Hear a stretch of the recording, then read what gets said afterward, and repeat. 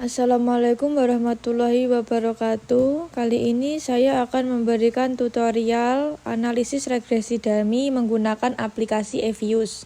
Sebelum kita mempraktikkan secara langsung di aplikasi Evius, mari kita kenalan dulu dengan analisis regresi dan variabel dummy. Analisis regresi digunakan untuk mengetahui ada atau tidaknya pengaruh variabel independen terhadap variabel dependen.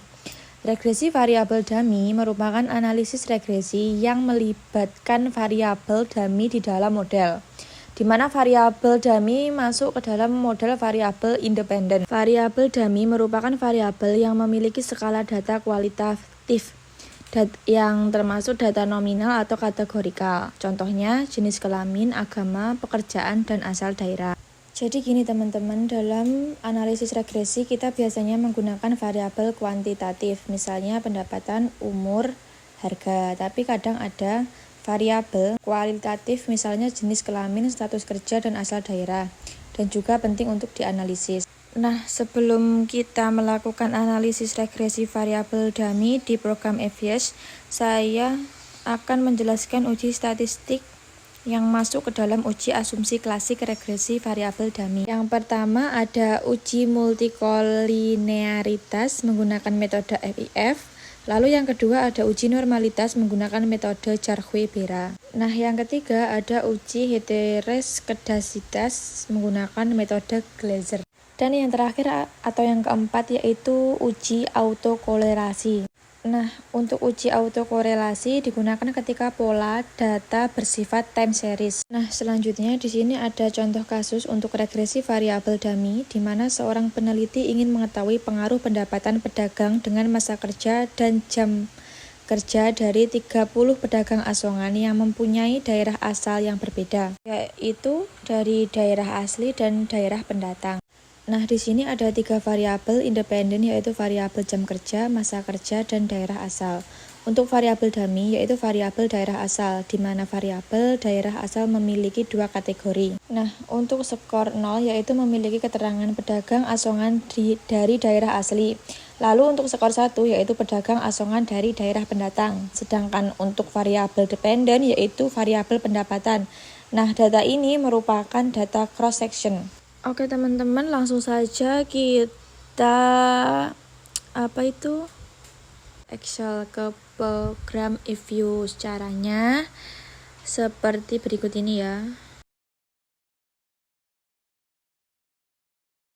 Caranya kita bisa pilih file, lalu pilih new.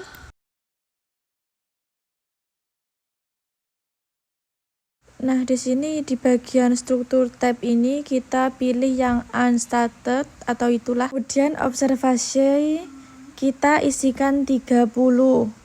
Dikarenakan data yang diinput sebanyak 30 data. Lalu di situ kita pilih OK. Untuk tahap selanjutnya kita bisa pilih quick lalu pilih empty group.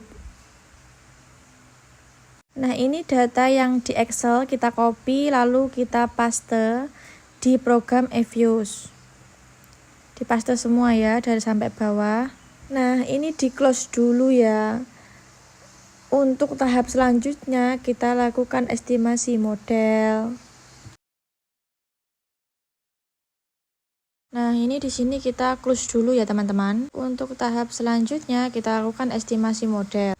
Caranya kita bisa pilih variabel dependen yaitu variabel pendapatan, lalu tekan kontrol di keyboard teman-teman. Selanjutnya pilih variabel jam kerja, lalu masa kerja dan daerah asal, lalu klik kanan pilih open, kemudian as question. Nah, ini konstanta C kita taruh di antara variabel independen dan variabel dependen. Yang belakang kita pindah terlebih dahulu. Kemudian kita pindah di antara pendapatan dan jam kerja. Ini merupakan hasil output regresi. Sebelum kita melakukan interpretasi pada output ini, alangkah baiknya kita melakukan uji asumsi klasik. Pertama yaitu kita melakukan uji multikolinearitas. Kita freeze dulu teman-teman, habis itu kita ganti namanya jadi regresi. Habis itu di close ya tab ini, kemudian bisa pilih, ini di close dulu, terus kita pilih yang view. Setelah view, kita pilih koefisien diagnostik.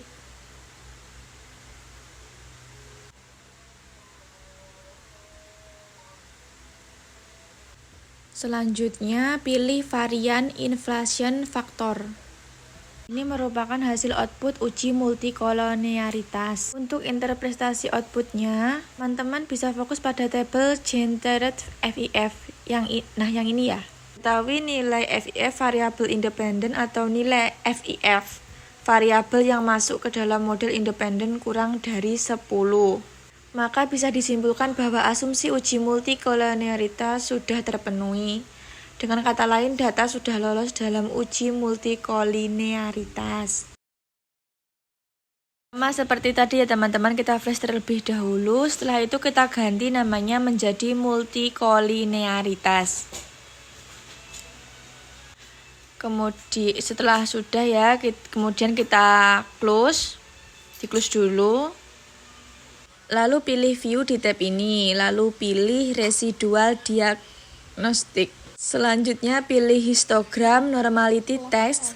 Nah, di sini sudah muncul output uji normalitas menggunakan metode Jarque-Bera.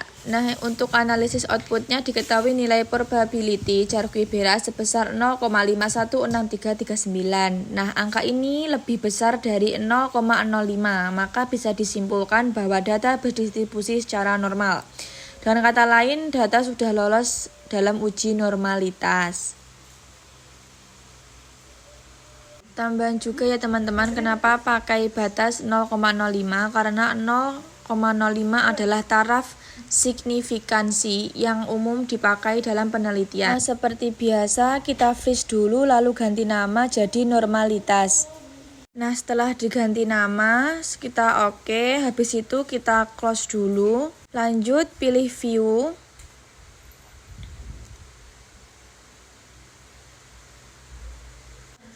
Selanjutnya pilih residual diagnostik.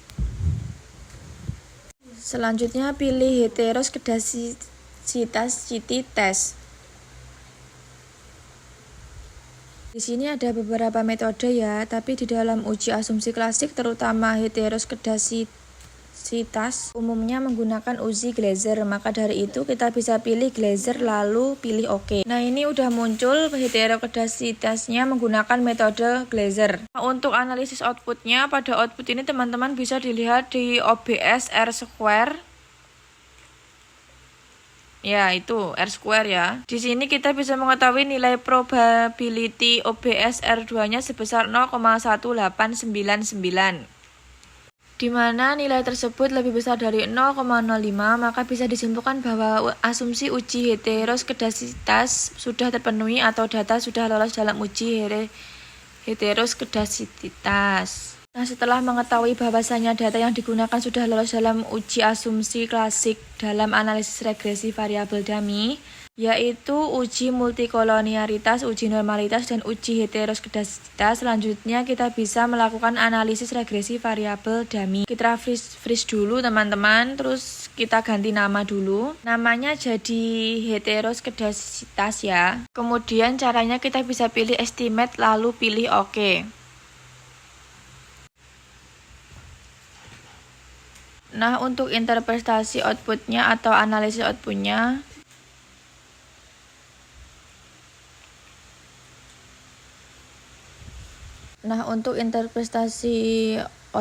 atau analisis outputnya, variabel jam kerja memiliki nilai T statistik sebesar 1,074 dengan nilai probability atau nilai signifikansi sebesar 0,2923.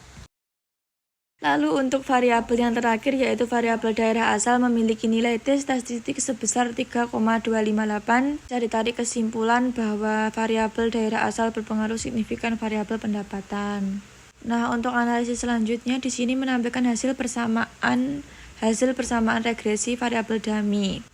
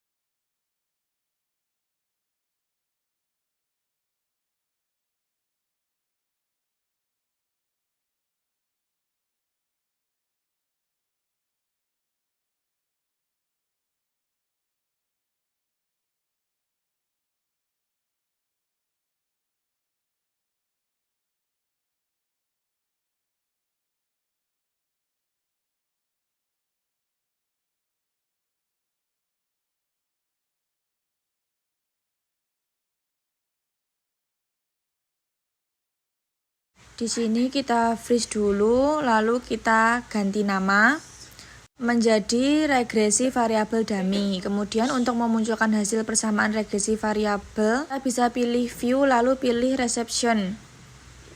Pilih view lalu pilih reception. Nah, ini ya hasilnya untuk persamaan regresi variabel dummy.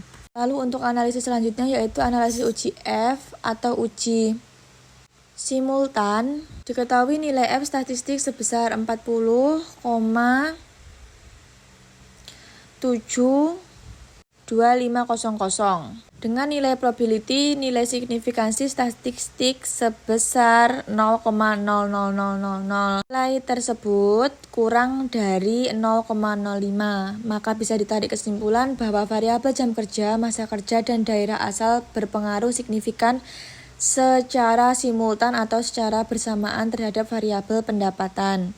Lalu untuk analisis yang terakhir yaitu analisis output koefisien determinasi. Dari regresi variabel dummy diketahui nilai adjust R square sebesar 0,804285. Maka bisa disimpulkan bahwa sumbangan pengaruh variabel jam kerja, masa kerja, dan daerah asal terhadap variabel pendapatan secara simultan atau secara bersama-sama sebesar 80,5%. Sedangkan sisanya sebesar 19,5% dipengaruhi variabel lain di luar model penelitian ini.